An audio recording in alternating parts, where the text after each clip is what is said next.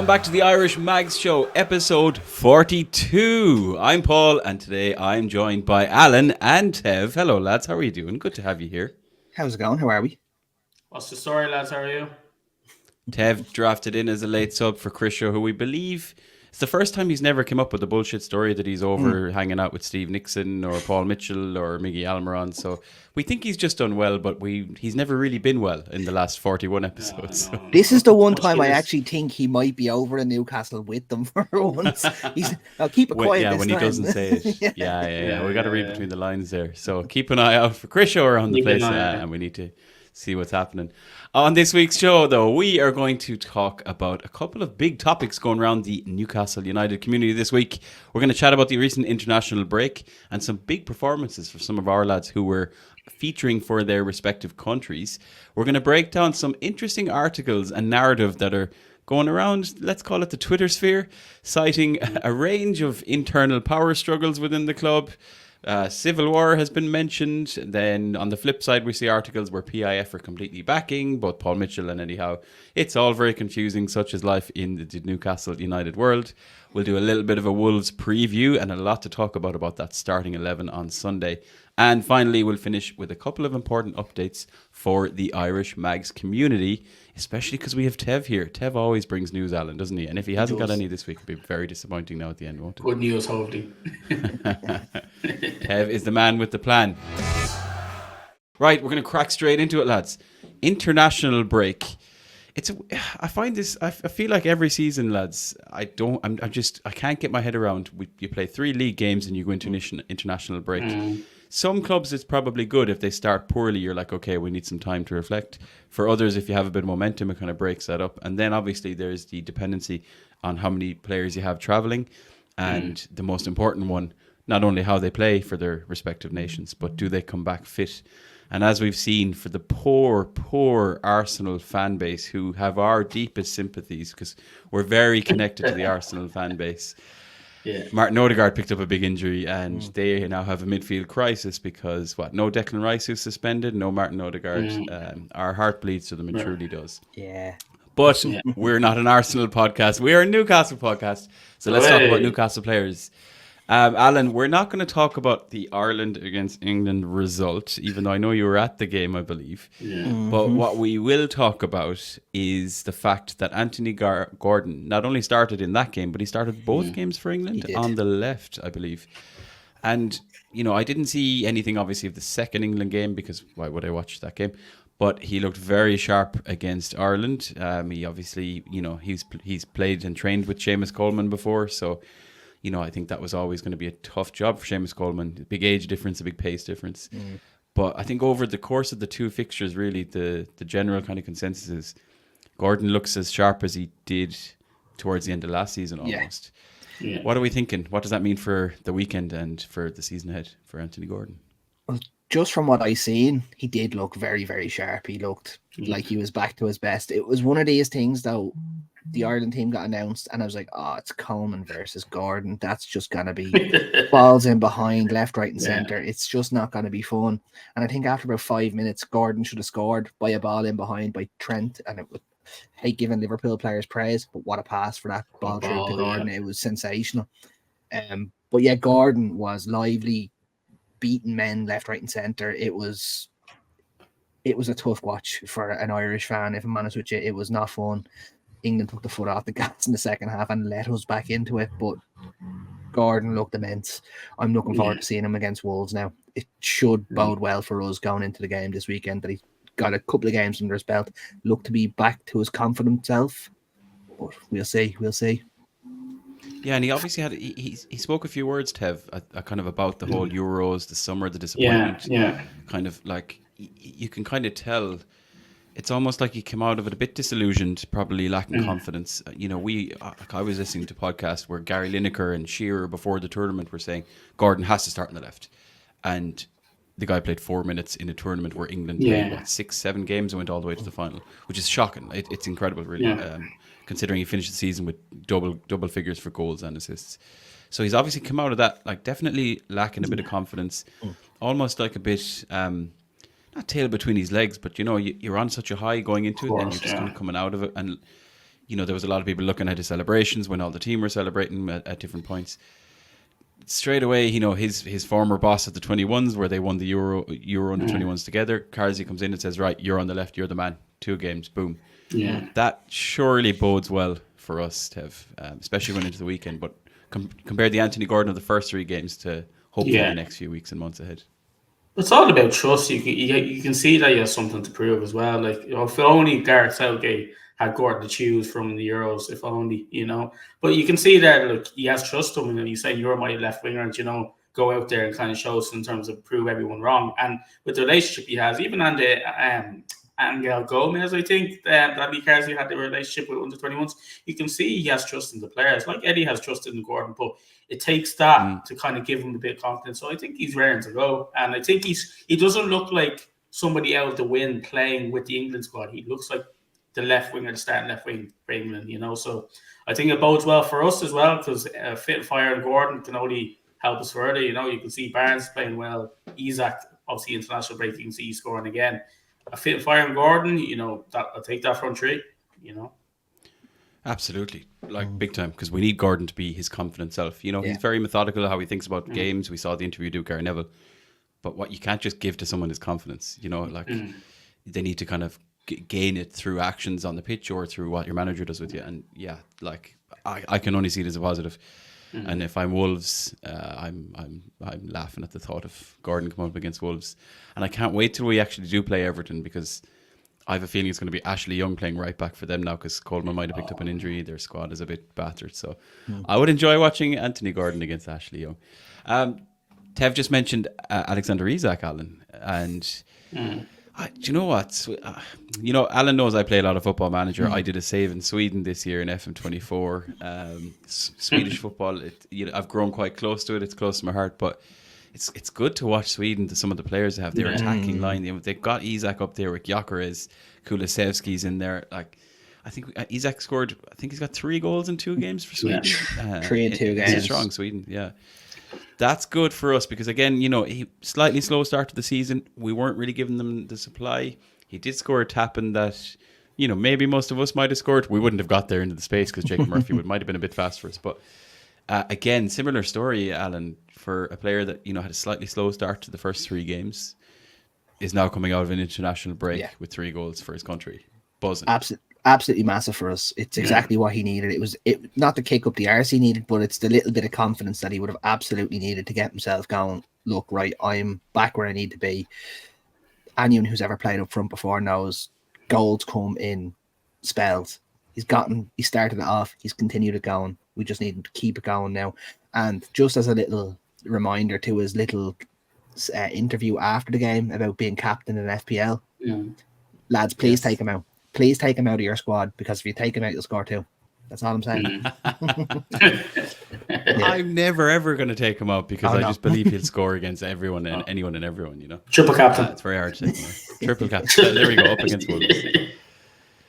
It is though, strikers in particular are egotistical players. Yeah. They, you need them going out, wanting to score, wanting to take chances. We've said this a load of times in the past. I think the thing we need to be really cognizant of, Tev, is, I kind of touched on it, we need to make sure he's getting the supply, the right through balls, that we're constantly looking to feed him in.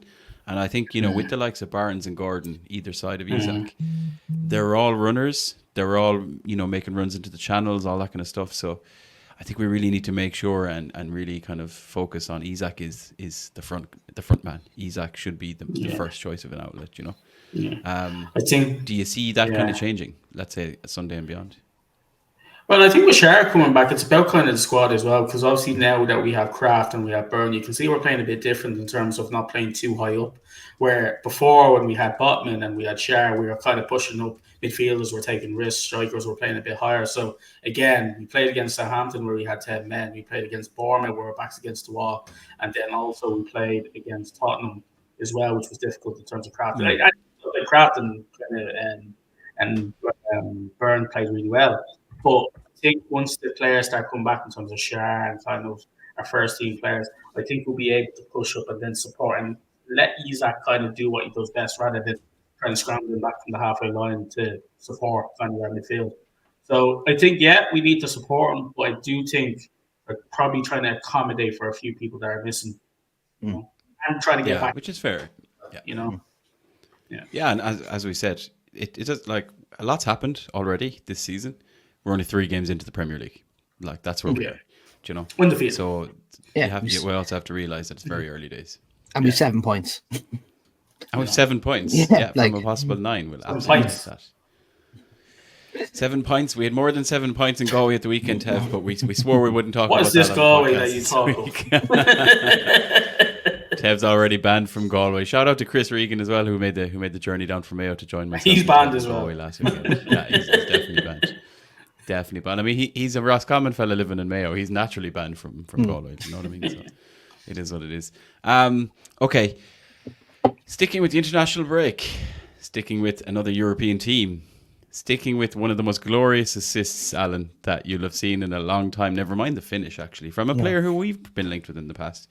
Sandro Tonali, lads, was stealing and eating headlines for Italy this week. Not only did we see Italy put in a serious performance against France, they went 1-0 down. And I think it was like the fastest goal scored in the Nations League in all the Nations League steep history and legacy as a competition. When they conceded against France, and then they turned around and won 3-1. Tonali played nearly 90 minutes, I want to say, maybe 86 or something, but was an animal in midfield, was all over the place. And again, as I mentioned, Alan, that assist. Now, I know on a Wednesday night, Alan, you've done that assist many times in the 5-a-side, right? Don't want to say I'm the finisher more so, but yeah, I do get the assist like that. That makes more sense. Yeah, you're the flying left back DeMarco smashing it into the top corner on the volley. But what an assist from Tonali, man. It's unbelievable. We'd love to see that. Newcastle fans were drooling. I'd just like to point out that my statement last week of he's going to be better than Bruno is now starting to make sense. Just saying, lads. Just saying. I thought we'd let that one go, but no, he's going to carry it week to week. I'm going to carry that. He will be better than Bruno. What? Just that whole move. That was straight out of like a football purist's dream goal. It was sensational. The little flick. Like, you don't want your players to do that because it never works. But when the ball came to him, you're going, give it a try. You'll probably be able to do it. And he to perfection. Then the finish was absolutely sensational as well.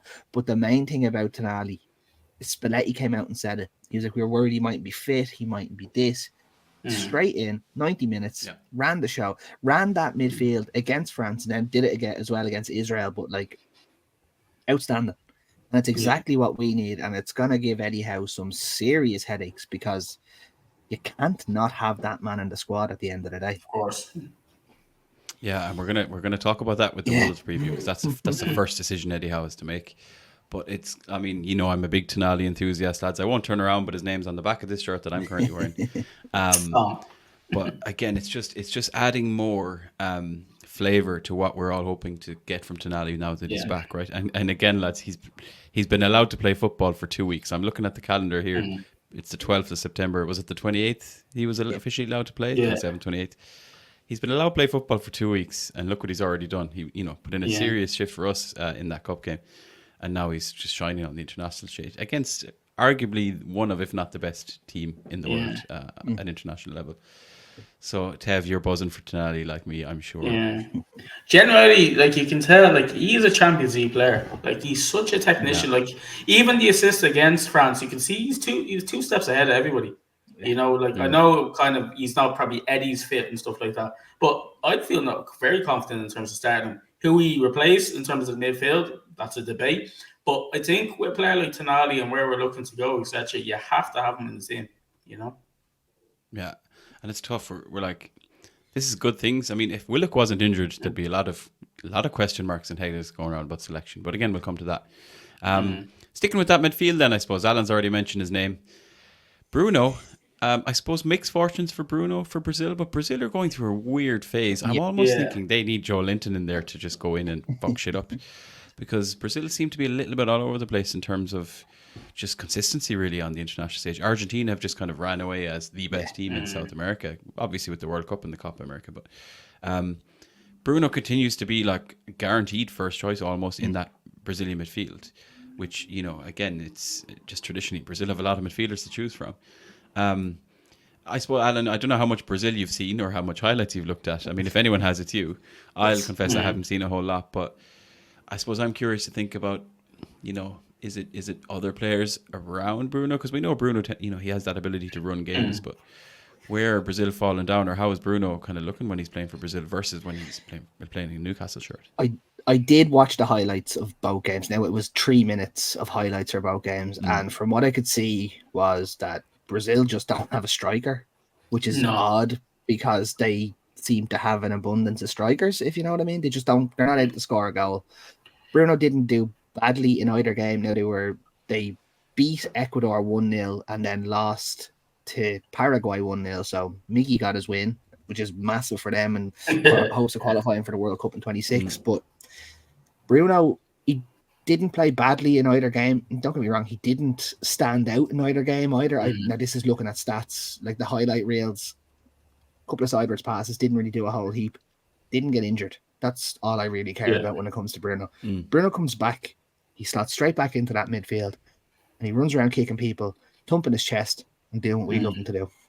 That's all we need him to do. It is, and like, again, we are lucky with Bruno. He's you'd struggle to remember a time when he ever was injured for Newcastle, but that's where you feel like it could happen on international break, especially against some of the more passionate teams down in South America.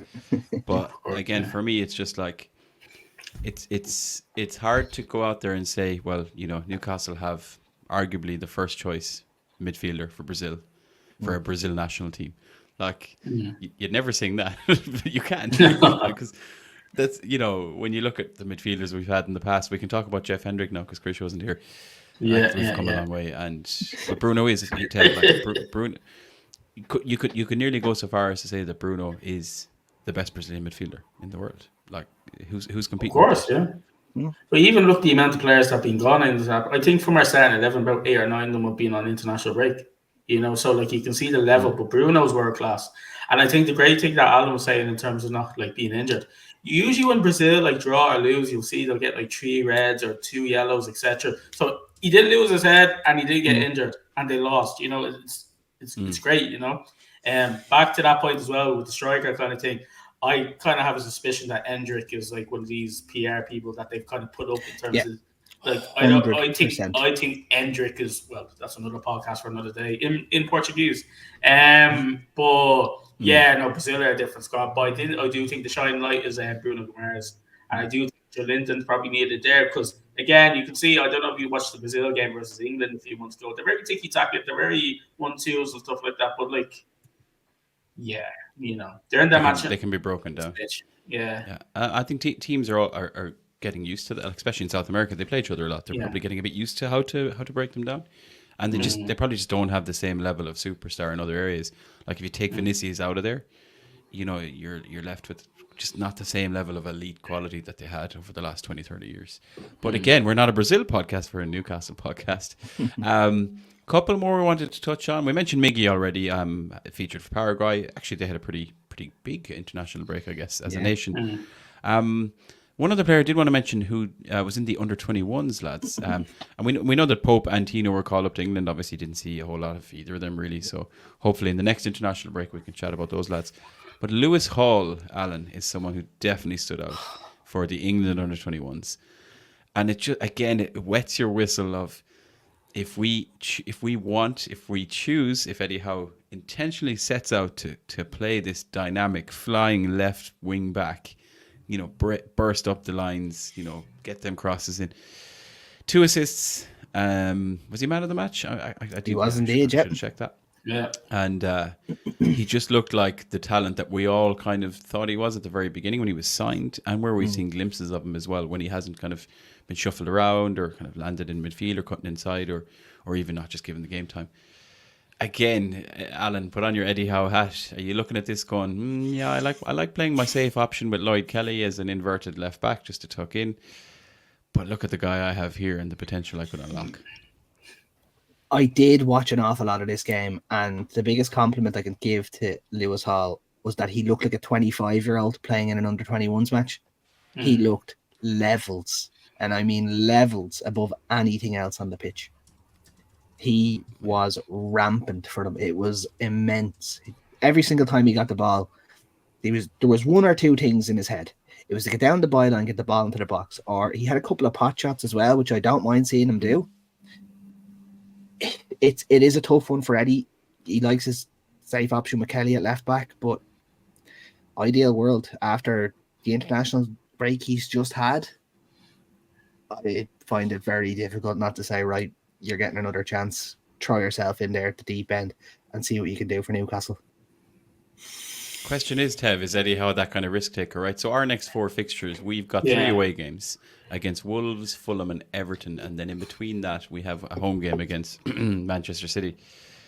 These are winnable games, right? Wolves, Everton, poor transfer windows, both kind of relatively struggling in the league. Fulham, mid-table, good manager, but again, you'd like to think we've got a good record going down to London. We could go down there for 3 points. Is Eddie Howe likely to go at these 3 games? I'm kind of jumping ahead, but is he likely to go at these 3 games in a kind of attacking offensive mindset and through that take a risk by right, let's just put Lewis Hall out there. Let's tell him he's first choice. Let's see, can we unlock him as this flying wing back? Let's make sure that if it's Tino or Trippier who are playing on the right, that they might tuck in so we can let Lewis Hall go forward, because traditionally it's been the other way. We've kind of been a bit predictable with the right wing back being the attacking one. I think definitely it's horses. Yeah, I think definitely it's horses for courses with Eddie. You can see in terms of the way he kind of favours Kelly or Byrne at left back, or kind of Lewis Hall as well. So it really depends. I think he's looking to be solid first before we kind of attack. But don't mind the form that he has now, the international break. He should be kind of breaking in and trying to get a start. At least you're talking about Fulham away, you're talking about Wolves away as well. There's no reason why he couldn't start, but I do think Eddie will try kind of rotate between Hall and then between Kelly as well. But I think we should be going at these players, but from Eddie's point of view, he's probably looking at the type of opposition. If you take kind of Wolves, you have a team there that you have kind of Cunha, you have very tricky players, you have Hwang Lee Chan, etc. You have players there that have hurt us before, whereas Fulham as well, you have Troy, you have Iwobi, etc. So maybe it's horses for courses, but I'd definitely be confident playing loose all, I suppose it's just that, again, we're tangenting here, but it's that mentality of we're a big club. They're small clubs. Wolves are a small club. Everton are a small club. And a banter club at that. And Fulham are a small mid-table. They're a Premier League club, but they're still small clubs. Are Chelsea a small club? Chelsea are just a no-crack club. What's the point of talking about Chelsea? Where do you even banter club, yeah. Yeah. So I guess that's where I am with it. It's a case of, are we going to, if and when, or is Eddie Howe going to actually ever kind of go, right, we need to start really not going into games to come out with a win and just kind of tactically set up to not lose and then beat them on the break, but when are we going to go in and try and dominate a team? And someone like Everton is surely there for the taking, Alan. You don't see Man City going to Everton and going, right, we'll soak up a bit of pressure and try catch them on the break. They go in, they dominate teams. That's what I want to see Newcastle do myself. I want to see us home, away, doesn't matter where we play. I want us to get the ball. I want us to keep the ball. I want us to dictate how matches are being played. The 4 games we have seen so far this season, not once have we dominated for more than 10 or 15 minutes in a spell. I want to go back to 2 years ago when we were keeping the ball for 15-minute periods and just absolutely draining the life out of teams, giving them the ball back for a minute and then doing the exact same thing again. 15 minutes of ball, constant pressure, just manic pressing. Hasn't really happened yet this season, but hopefully this international break will lead us back into where we need to be. But you never know. Back to the promised land. And we'll come to that slightly later in the show because we're going to talk about how we may go about that in our upcoming game this Sunday. Eyes emoji. Let's move on to other interesting topics, lads, in the Newcastle community. And for anyone listening who hasn't kind of seen what's going on the day of recording, we've seen a couple of things. I suppose it's been on the week of recording, but today in particular, there's been a couple of different stories, narratives, insights circulating about. I'm going to use Craig Hope's tweet and article to kick us off really on this, because he's literally used the word civil war. Now, Craig Hope wouldn't be known for too many sensational headlines or stories of that sense, but equally, there is. Rather than saying there's truth behind it, there is insight behind it, because there's a lot of things emerging from different parts of the club, and around the fan base about what's actually going on between the board and Eddie Howe and internally power struggles and all that. On the flip side, we saw another article on the same day from Mark Douglas, which kind of implies, PIF fully behind Paul Mitchell, and therefore they're fully behind Eddie Howe. They've got all their plans in place for the next 2 transfer windows. Everything's going somewhat according to plan. Couple of hitches here and there, but it'll be grand. Lads, these 2 tweets came out within, I want to say, an hour of each other. One at 5:11 and one at 6:13. An hour and 2 minutes, boys. That's how life works in the Newcastle United Twitter sphere. But I guess what I wanted to talk about today really is, lads, what's our perception? What's our take of what's going on internally at Newcastle? So it starts off, I guess, Alan, with Paul Mitchell does his 90 minutes kind of session with all the journos. Obviously, that embargo lifted at about 8 p.m. About a week ago. They all kind of tweeted out their stuff at the same time. A lot of different takes on it, but by and large, a lot of the same things. Mitchell talking about, PSR is what it is, and he's arrived in to, he's just kind of picked up the pieces. He was facilitating rather than driving deals. Some of the previous strategy just wasn't fit for purpose. All the PSR issues. Our player sales strategy is terrible. I could go on. And that has kind of indirectly then ignited a few flames. A lot of people suddenly saying that PIF aren't happy with what Mitchell's saying because he's slagging off the previous kind of 2 years, basically. Are we starting off a brand new 5-year plan all of a sudden from when Amanda and Merda and all these lads said we were starting a new 5-year plan?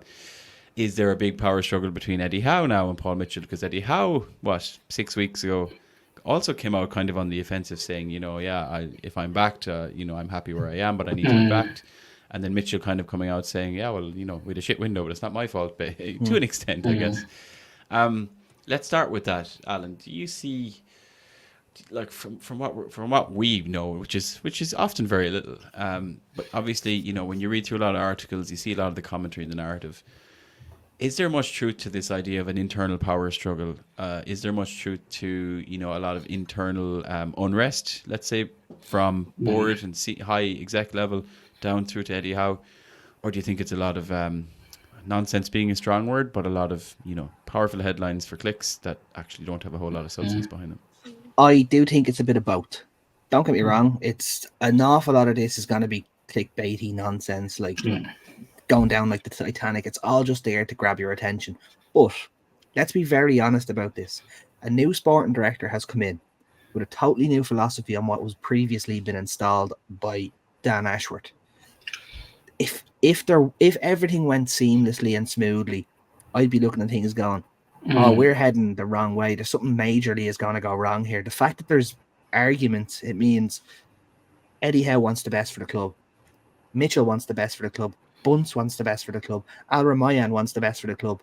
If they were all sitting down and going, this is great, I'd be going, these are just playing lip service. Like, it's the fact that they're arguing is nearly a better thing in my... No, obviously, don't get me wrong. I don't want them to be at each other's throats. But a little bit of friendly hostility, shall we say, can go a long way to ultimately people trashing out and going, do you know what? I see how you're doing things. I see how we're doing things. We meet somewhere in the middle. And that's exactly what we want. This whole thing of Steve Nixon is going to quit now because Mitchell came out and said that it wasn't 50. That's not going to happen. Nobody is going to throw their toys out the pram that badly. I can guarantee you everything Mitchell said in in all of the interviews that he did do was all run by the club before it was said.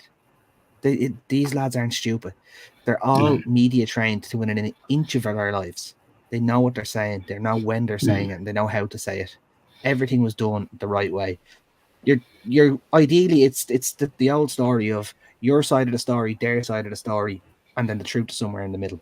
That's the easiest way of looking at the both of these, in my opinion. To be honest with you. And you'd also like to think that like some of what Mitchell is saying is perfectly true. Yeah. There must be reasons why Amanda Staveley and Murda had to leave. Or eventually were they pushed? Did they need? The PSR kind of thing. It became this mess, right? We spent a lot of money. We didn't gain any of that money back, and then we ended up in a situation where we had to sell 2 unbelievable young talents. Right? There was failures in the past. There is problems with our PSR strategy. But I'd like to think that the first time this came up wasn't Mitchell saying it to a bunch of journalists, right? That if this is the facts, right, and that Mitchell and the bosses are saying, lads, this hasn't worked. we shouldn't be in the position we are, and this is going to impact us, and we have to change what we're doing. All that has to have happened internally before we go and tell everyone else. So, yeah, I mean, it's hard, right, Tev, because Craig Hope has Craig Hope has a lot of great insight, and he's obviously well connected with the club. Speaks very well about Newcastle, and has obviously been doing it a long time. But I suppose one of his lines or his quotations here is that the fallout from the Mitchell interview and the things Mitchell said was that it went down like the Titanic. Now that's an extreme statement, I guess, from what we're just speculating on there. But you know what he's kind of highlighted, like that there are. Maybe he's talking about ruffled feathers. He's talking about. Not necessarily rifts, but like this dynamic isn't just running perfectly smoothly between Mitchell and everyone else involved. Do you agree with what Alan's saying there, that like this is overkill? This things aren't that bad, or you know, do you suspect that, you know what, there is rifts, there is a lot of pressure, there's a lot of people in high roles, high money floating around, everyone's got their own role, and they're all, as much as they're all working together, they're also protecting themselves. Yeah, definitely. I think what Alan's saying as well is like there's no smoke without fire, but also sensationalism sells. So Craig Hope, etc., all these journalists, they're doing what they're meant to be doing. But the thing is, with any role, any walk of business, change takes time. So you're talking about very senior people who are leaving the club, and then people like Paul Mitchell that are coming into the club, Amanda going, Mirdad going. Like there's a lot of change that's happening in crucial times. So it's actually the timing in terms of all this happened, where it was a week or two or kind of a couple of weeks within the window, is actually what's in fault, because you're coming into a new organization, but you're expected to make significant change. And look, we can see from the bids kind of the last day, we can see what the signings made in kind of the summer window. It wasn't up to standard, but the timing of everything, and it's going to take time for Eddie, it's going to take time for Paul Mitchell and the rest. But I think with the headlines of Civil War, etc., it's just a bit of sensationalism. Again, anything that the club are doing, and we did complain before, kind of saying the club weren't communicating enough. Now they are. Now we're angry that they're communicating. So again, from a PR perspective, if the club are communicating more, that's more content that the PR and kind of Craig Hopes and journalists can make. But I think, again, there's no smoke without fire, but I don't think it's sensationalized in terms of what's coming out now. I do think, yes, there is a problem. Maybe Eddie Howe did have more kind of onus on signings, and now with all these kind of new roles coming in, maybe it's a bit different, and maybe it's a bit, okay, let's sit down, let's see what happened. And I think at the Tottenham game, PIF did travel to Newcastle for that game as well. And I think the video for Paul Mitchell came out a day or two after. So again, reading into between the lines, is it just a sit down? Is it just to kind of say, right, guys, what's happening? Because again, after a month or two or a few weeks, how long Paul Mitchell's here, I wouldn't call it a civil war. You know, we've seen worse. We've seen Michael Ashley days, etc. It's not. It's just the timing of all the changes in terms of roles while we're in a pivotal moment. That's what probably caught us in the hop. You know? Yeah, and it's a post-transfer. There's a massive post-transfer window hangover of sorts here, right? Yeah. That transfer, nobody could sit down and say that went according to plan, because it just didn't, right? And ultimately, it feels like a bit of a shambles. Mm. And you know, I've said it openly on this show already, lads. Like, I feel like that Eddie Howe's been let down by it, because let's face it, Eddie Howe. You know, you could criticize Eddie Howe for saying he only wants certain players. He's a stickler, saying I only want this player if it improves this role and blah blah blah. But ultimately, to not have plan A's and plan B's and plan C's, and to ultimately end up with no real first team improvement. You know, Lloyd Kelly being the only one in contention, a free transfer. Yeah, I mean, like, again, just on Craig Hope's his article, you know, he said it himself that Eddie Howe is the best thing to happen to Newcastle in the last 3 years, and I think most of us would agree with that. It is interesting to then contrast that with these changes at board level, you know, his allies in Amanda and Mirdad leaving. And even Alan, another interesting piece we've picked out from Craig's article about James Bunce, who's the new performance director, quoting that there's been kind of forced or recommended changes and reductions in training intensity, because that is what caused a lot of our injury issues last year. Now, whether our training intensity caused Jacob Murphy to dislocate his shoulder, Dan Burn to break his back, Harvey Barnes to break his toe, I'm not a medical professional, but again, just connecting how things have been since Eddie Howe took over to how they seem to be running now. If you're Eddie Howe, are you feeling like, you know, these lads are starting to rain in my parade, or are you feeling like, okay, this is getting more professional, we've got better people involved and I can work with this? It has to be a bit of both. If Eddie Howe wants to be the elite level pinnacle manager, he has to allow input from the best sporting directors, the best sports analysts, the best sports scientists. He cannot do it all himself. It can't be him and Andy Howe. It's just,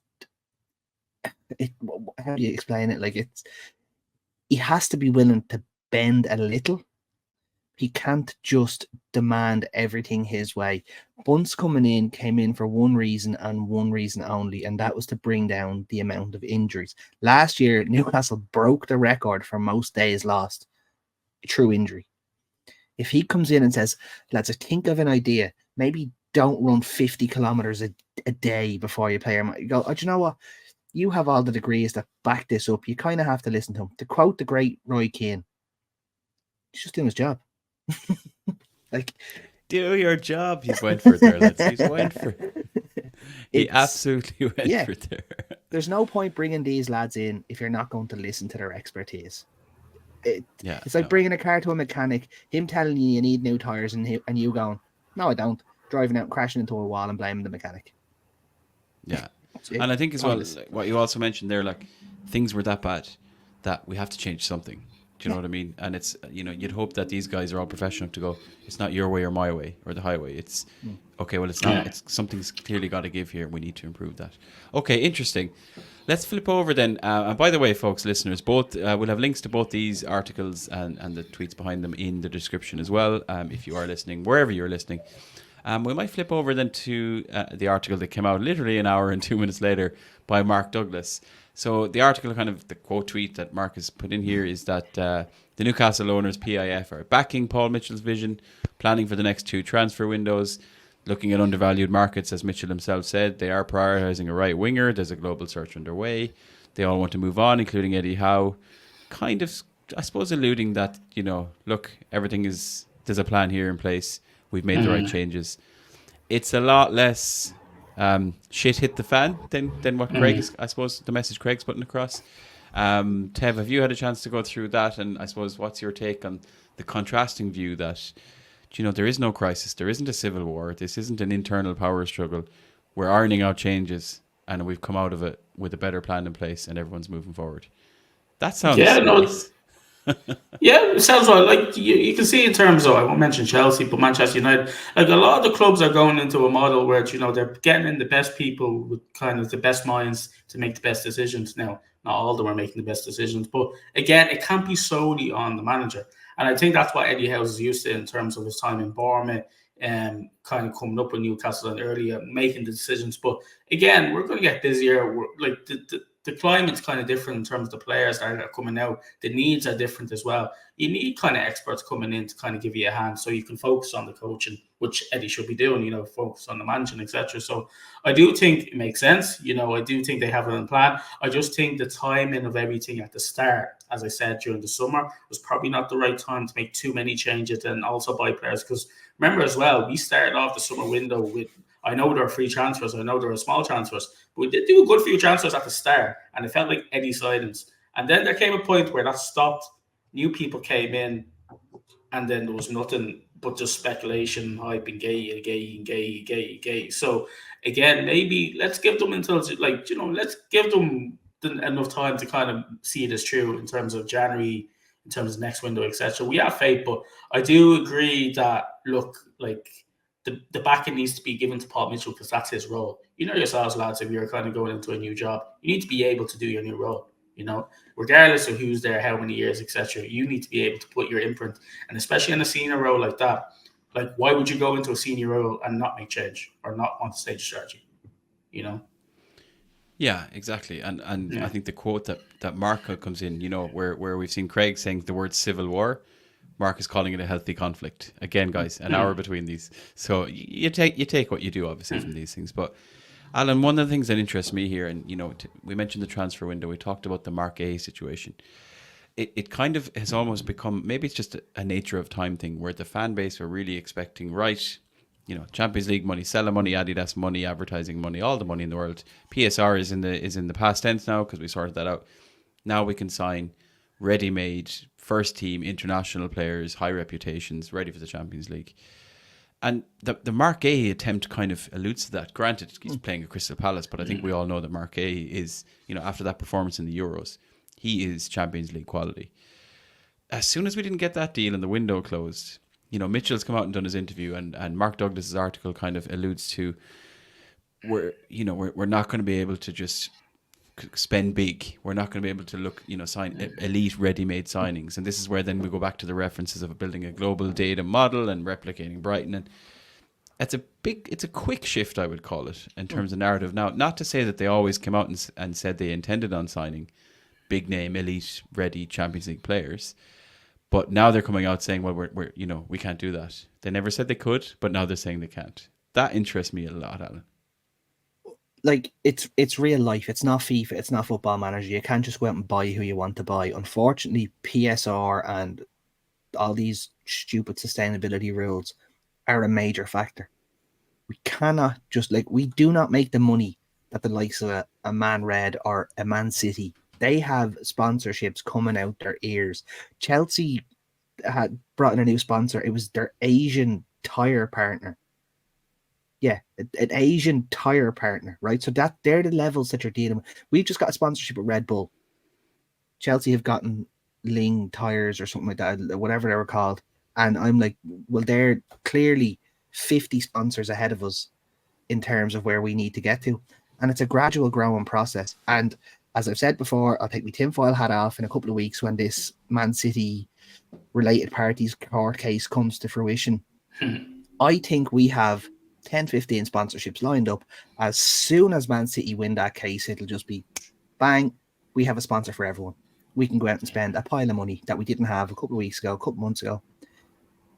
It's you have to do things both ways. We can't just keep going out and buying Isaacs, buying Botmans. Well, Botman to an extent, 35 million.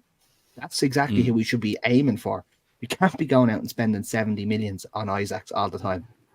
You have to try find players or Mark A's for that matter. That's what Palace wanted, right? They wanted 70 million for a centre back. That he's an elite centre back. Is he worth 70 million? Is any centre back worth 70 million? That's very debatable.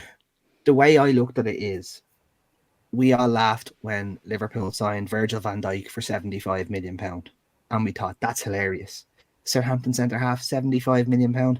Now you look at it and you go, £75 million. That's all he's paid for him. It all depends on how they do for the club. And look, if Gahey had to come in, done the business, and we win the lot, he was cheap. He had to come in, done his ACL, and we sell him for 12 million 6 months later. You're going, what were we doing? I do think the going into undervalued markets is a massive step in the right direction. Love Eddie Howe, but this whole proven Premier League thing needs to be nipped in the bud. It's just mental. There's you look at the Desiree Doué went to PSG for 20 million. If he was in the Premier League going to another Premier League side, you're talking 60 million minimum. Yeah.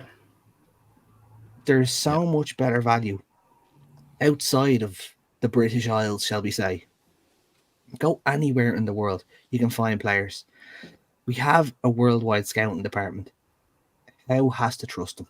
It's just, it all comes down to, we have to take everyone's ability into it and just go, right, I believe in what you're telling me. We'll sign this lad and we'll see how he does. And listen, if we go out and sign 3 lads from Spain, France and Italy and it doesn't work out, Eddie Howe can turn around and go, I told you we need a Premier League proven, otherwise this doesn't work. But you have to give them the opportunity to fail, unfortunately. Yeah, and I suppose we could look at it. If we really just round off with the question, what's being said here?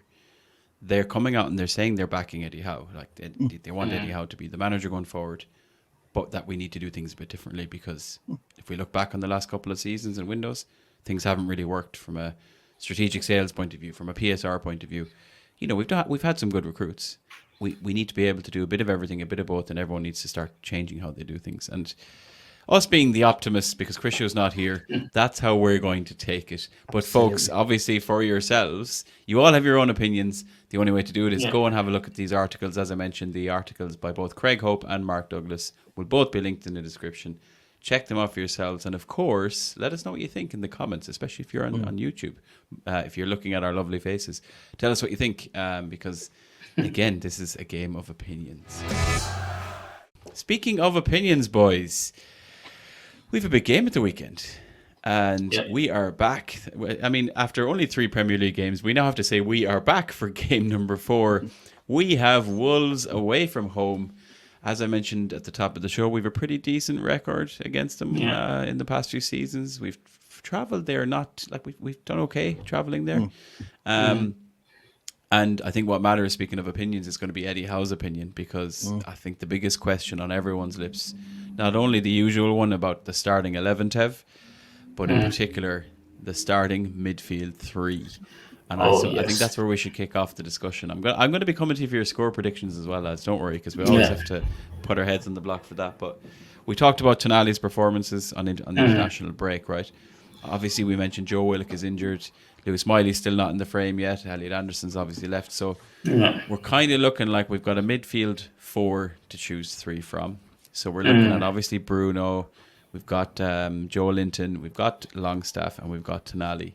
So the question is, Tev, and you know you're already a very powerful man, but if we made you even more powerful and made you the boss of Newcastle United, what midfield 3 are you picking on Sunday against Wolves? And then tell me, is it what Eddie Howe's going to pick?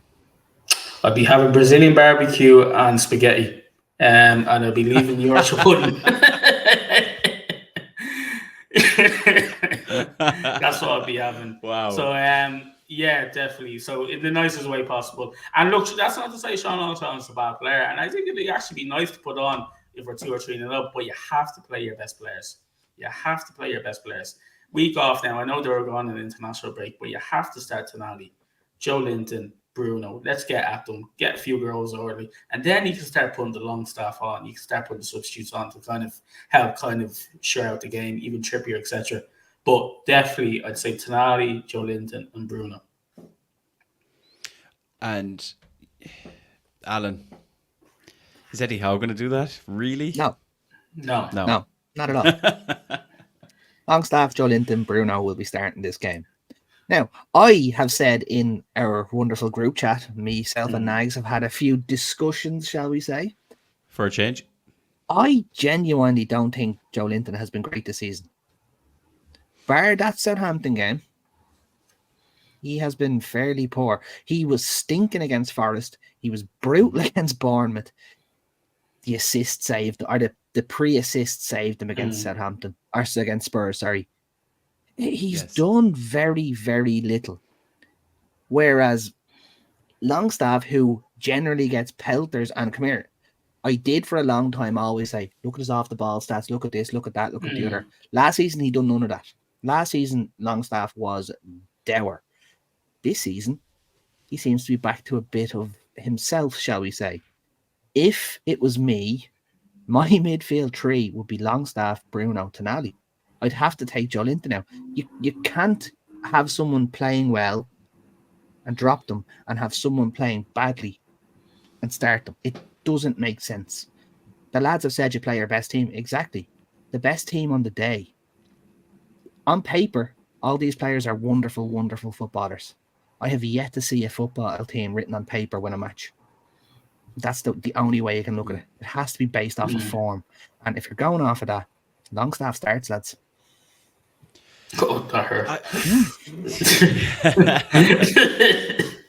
Big statements here from Alan, as always, Tev. But I guess I'm trying to think about it if I'm Eddie Howe here, right? So you've got a couple of scenarios here to contend with. You can't ignore what Tonali's just done on the international break and how sharp and strong and everything he looks.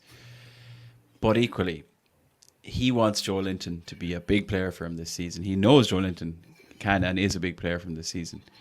So there may be reluctance to drop him. You know, he might be, I think we could all probably agree Eddie Howe's the type of manager that says, all right, Alan, wasn't great in the last 2 games. You can do it. Go out and do it. You're more, and in that kind of approach, showing the faith. And he's done that with Longstaff for a long time now, as we all know. The other thing then is, Joe Linton wasn't on the international break. Joe Linton's been in training with who? Eddie Howe, Jason Tyndall, all the staff. He can look sharp as hell in training. It doesn't mean he's going to be unbelievable if he starts against Wolves, but there are other things to contend with that aren't just the form or the kind of the so-called obvious choice based on those performances. So I have no idea what he's going to do. I have a suspicion Tonali starts on the bench. I just feel like that's 2.5 years of Eddie Howe ingrained in me. It's not the worst thing in the world to be able to bring on Tonali, but we all watched what Tonali did when he started against Forest. We've just seen what he's doing when he's starting for Italy. You know, give him the ego. Tell him he's the man. Right, in you go. Show us what you can do. Time to shine. And who he comes in for, anyone's guess. Okay, Fabian Schär is back. That's good, right? So he can start against Wolves. I think that 3-game suspension is excellent. Likely starts alongside probably Dan Burn. We mentioned it earlier in the show. We'd love to see Lewis Hall start. It may or may not be Lloyd Kelly. Fingers crossed it's Hall. Is the front three, Tev, because this is where things get really interesting. The front three. Yeah. I think we've kind of seen it in the last couple of games. Eddie Howe has come around to the idea that my front three can be Isak, Gordon and Barnes. And it doesn't mean that Gordon has to be left and Barnes has to be right, or vice versa. And we can even kind of change it around throughout the game. Do you think he goes with that front three as his front three, or is he looking at a Miggy or a Murphy as a more natural on the right-hand side and using potentially Barnes as an impact sub?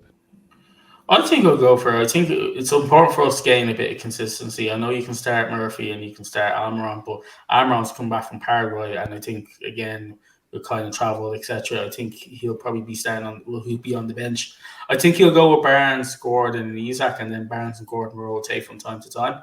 But just to give them a bit of kind of consistency, I think Barnes needs a run in the team for his own sake and stuff like that. Because, like, again, there's been times where he's played well and then he's found himself on the bench. Gordon will start, but I think Gordon can play on the right as well. You know, he's interchangeable. So, yeah, definitely I think it's Gordon, Isak, and Barnes. Okay, Alan, I see you nodding there as well.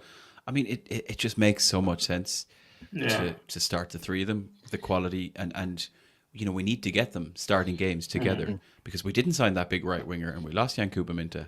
And, you know, like Jacob Murphy does a great job, and in certain games he's very effective because he can defend probably better than, let's say, Harvey Barnes or Anthony Gordon. But, you know, we want to go and grab a team by the jugular.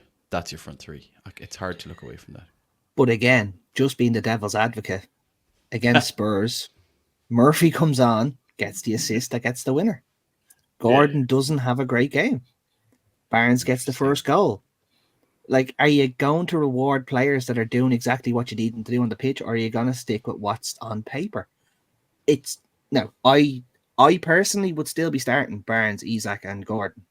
But Murphy came on, done the business when Gordon arguably didn't. Now, I do think Gordon playing so well for England will keep his spot. Yeah. But just to devil's advocate it, it's not beyond the realms of possibility that Murphy starts ahead of Gordon. And he's also been training with him all week. Yeah. Exactly. Yeah, as has Barnes now, in fairness. Selection headaches, though, and that is why Eddie Howe is paid the big bucks. Tev and Alan Williamson is paid just one more. Relatively big bucks by us. Yeah. But what happens with Trippier and Tino? Tino has been away on international duty. Trippier has been at home with Eddie Howe all week. Going, there's another one. Like, we genuinely, Eddie Howe very rarely throws a curveball. This could be one of the times we see Eddie Howe throw a curveball.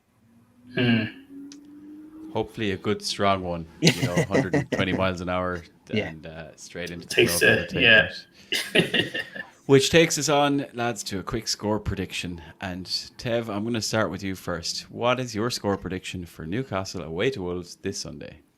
3-1 to Newcastle. 3-1 to Newcastle. Alan? 2-0 to Newcastle. Nice. Okay. I'm just gonna have to go with 2-1 then. I think I was gonna lean towards a 3-1. I won't go the same as Tev because you know we don't get on since our weekend in Galway anymore. Stop. I'll throw in a 2-1. I don't fear Wolves, but they've one or two little players like Ryan Ait-Nouri is a bit of a threat down that left hand side. They've gone through a big transition. They've lost Pedro Neto. They lost Max Kilman. I don't know if they've replaced them very well, but again, they're at home. Traditionally, we have a little bit of problems away, but I do think we'll still come out with the 3 points. So maybe it's if there's such a thing as a comfortable 2-1 win, maybe we're 2-0 up and we concede towards the end or something like that. Okay, fingers crossed that's the outcome. by the time we get to Sunday, and we'll chat about it next week as we always do. All right, before we end the show, lads, a couple of Irish Mags updates, especially now that we have Tev here to talk about it. We'll come to Sunday in a moment. So let's start, Tev, with a bit of an update about discount cards. So for all the listeners who may not remember, the Irish Mags have an exclusive discount card that gets you discounts all over the city of Newcastle upon Tyne in various pubs, restaurants and establishments, including hotels, using your Irish Mags discount card, which is available for the bargain price of just €10, all proceeds going into the Irish Mags Community Fund. But Tev, we recently just made an addition to it. Shall we tell our listeners what's to be expected? Yeah, so we've made kind of 3 additions to the discount card. So we have Leonardo's, we have Cabanas, and then also we have the Sadman, which everybody knows. So again, as Paul said, it's a donation through the kind of the GoFundMe. It's only €10, but it gives you so much value in terms of food, drinks, and now hotels, especially when we're traveling over. You know, the expenses are Irish Mags, booking flights and kind of accommodation way in advance. Obviously the ballots are a bit better now, but still it is an expense for us. So again, we're just trying to save cost for Irish Mags. So again, if you see any of the committee members and match days or over in Newcastle, let us know. We'll have the cards on us, and then we'll be able to scan the QR code and avail of the deal. So yeah, no, it's fantastic. Like, and to be honest, like, fair play to all the establishments in Newcastle. Like, you haven't been really told no. Yeah. They're all like so helpful, kind of saying yeah. You know, but it is helpful. You know, it comes down to kind of saving costs for people. So yeah, we've all used it ourselves. You know, so why not? You know. Yeah, and I think the thing is with that €10, you know, like, again, if you go onto the irishmags.com, you'll actually find a dedicated page for the discount card. But I mean, long story short, we've anything from 10 to 20% discounts on food and drink and accommodation throughout the city. That €10 would be saved in a weekend. We know how much we spend when we go there, lads. That €10 would easily be saved within one weekend, and if you go multiple times in the season, it's a no-brainer. And as my tenner was saved in a round. So simple. Alan, we know what shelf you're buying from. But as Tev just said, folks, we've just added, you know, we've got the Leonardo Hotel, which is formerly Jury's, which is in the city centre, the Cabanas Hotel, and now the Sandman Hotel. So again, hotels are not cheap, as we all know. In fact, you know, in this day and age, they're quite scandalous. Every little bit helps. So yeah, get onto the Irish Mags website to check out for more information. Our Irish Mags committee members have the cards available. You can reach out to any of us at any time. We also have a committee page on the site as well if you want to know who to contact. Or it's just as simple as emailing info@theirishmags.com. And again, it's all on the website, so get your eyes on it. And a shout out to the committee lads, Scott in particular, and yourself, Tev, and Paul, and everyone that have been doing all the work and getting all these discounts available for us. Just on a similar note, we also want to throw it out there. We are still looking for sponsors for the Irish Mags and the Irish Mags show, of course. If any businesses out there, if any listeners want to actually get in touch and get involved, we have very clear kind of a sponsorship search on the go. We've already got a few on board. There's a website page dedicated to it for more information. And I'm just going to throw it out there. Contact Tev. Tev's the man with the plan. We'll put his phone number and his address in the description. No, we won't. Tev, we won't do that to you. I tried the discount code. There you go. That's how Tev plays the game. And the final update, Alan Williamson, is our fifth meetup, considering we had 2 in one day in the last game, but it's our 4th weekend of having an Irish Mags meetup. We're back in the Bleecker Street Bar in Dublin. Tell us more. So this Sunday's a bit of a weird one because we are the 4:30 game, and I have a funny feeling people are going to want to watch the 2 o'clock game because it's the North London derby. So yes, I will be there from about 3:30 onwards as I'm meeting a couple of Geordies at the Spire in Dublin to bring them up to the Bleecker because they don't really know where they're going. So if anyone here is wondering how to get there, where to go, when to go, how to go, I'll be at the Spire in Dublin at 3 o'clock. If you don't know what the Spire is, it's the big pin in the centre of Dublin. You'll understand it when you see it. It's just a giant pin. It's ridiculous.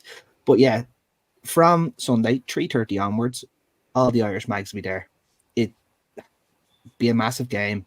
Our Sunday games are generally well attended, shall we say.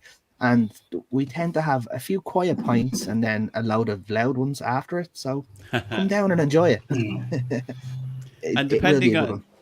depending on how you feel about the man who's not here, Krisho may be there, and you might get the chance to meet him. Or if you're not a big Krisho fan, he might not be there if he's not feeling better. So look, you can look at it in both ways. But either way, it's worth a visit down to the absolutely, definitely. Dublin. Excellent, and shout out to Johnny and all the staff for looking after us each and every match day. We love to see it. Lads, I think that's us, and that's episode 42, lads, wherever that's gone. Amazing. Almost as old as me. Episode 42 of the Irish Mag Show to a close. As I said, folks, check out the description below. We'll have links to all those articles. We'll have links to the discount card page. And, of course, just check out the website, theirishmags.com, for all the latest Irish Mags news, updates, photos, everything you want to see all in one place. We'll be back for more Irish Magnus next week. So until then, away the lads, slán go fóil, and we shall see you all very soon. Gentlemen, thank you very much. Say goodbye. Slán a bhaile. Slán, see you.